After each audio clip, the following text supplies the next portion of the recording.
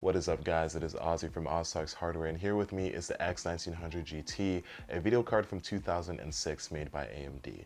Now, with an MSRP of $299, this video card basically has the same price performance as an R9 or GTX 970, assuming that it was released the same time those two video cards would be released. Specs-wise, this 10-year-old beast has 256 megabytes of GDDR3 memory as a 525 megahertz core clock with 36 shader units and 12 ROPs. It's kind of crazy because the RX 480, which is a CPU made 10 years later, has 32 ROPs, which is almost a 300% increase. Just like the 390 and the 970, the X1900 GT brought high-end performance to a mainstream resolution. Similar to the 60 FPS performance from the 390 and the 970 at 1080p, the X1900 GT basically brought the same thing to 720p and 1280 by 1024 in 2006. So with the X1900 GT, what I basically did was test games from its era, so about 2004 to the 2006 age,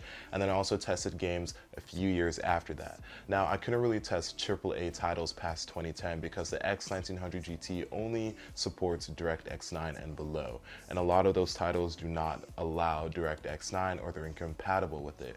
They only do DirectX 11 and 12. So I did the best that I could, but here are the results. Games from 2004 to 2006 ran beautifully as expected. Doom 3 at 1280 by 1024 using ultra settings averaged 61 FPS with very few hiccups overall.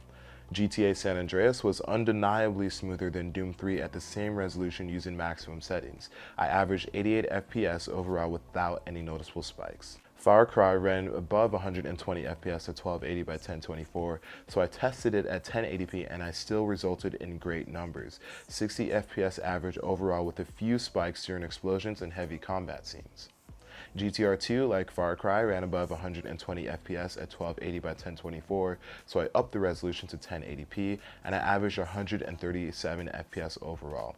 It was definitely the smoothest out of all the games that I tested in the entire game list. The X1900 GT also did fairly well in 2009 to 2010 games that I tested using its expected resolution of 720p and 1280 by 1024. In fact, the 1900 did so well in League of Legends that I upped the resolution to 1080p and I still averaged 60 FPS while not dipping under 50 at all. Left 4 Dead 2 was undeniably the choppiest out of all the games that I tested.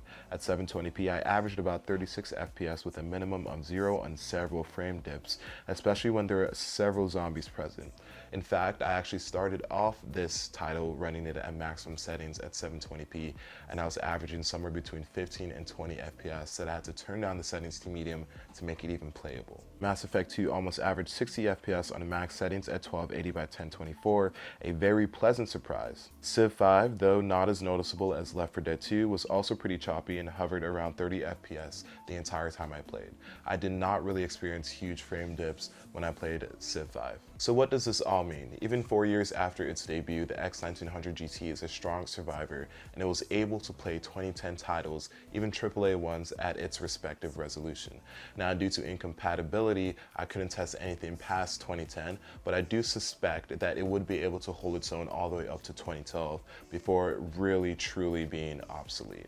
And that's actually an awesome segue to the question, what makes a GPU obsolete and how long does it take for a GPU to become obsolete? It's pretty obvious that the 1900 GT's time is over, pretty much because 1280 by 1024 and 720p are not gaming resolutions or considered gaming resolutions in 2016, and DirectX 9 is not really used by developers on games anymore. But let's take a look at the 970 and 390. Both of these cards are higher-end 60Hz 1080p video cards, and they were released in 2014 and 2015. Now, how will they perform in 4 years? In 2018 and 2019, will they still be able to hold their own? Will they be able to play games at 60 FPS at the same settings? How about at 30 FPS at the same settings? Several questions can stem from that as well. AAA titles at 1080p, will they still be playable in 4 years? How about at higher resolutions like at 1440p and at 4K? And other questions such as, will DirectX 12 make a huge difference? Will Vulkan breathe life into these cards as they become older and they start to age a lot more? But yeah, I hope you guys enjoyed this video, and I hope you guys enjoyed the results that came out of it. If you have any questions or comments or concerns, just let me know in the comment box. Shoot me a message on Twitter or tweet at me. I love reading all of you guys' tweets, and I'll see you guys next time in another video. Peace out.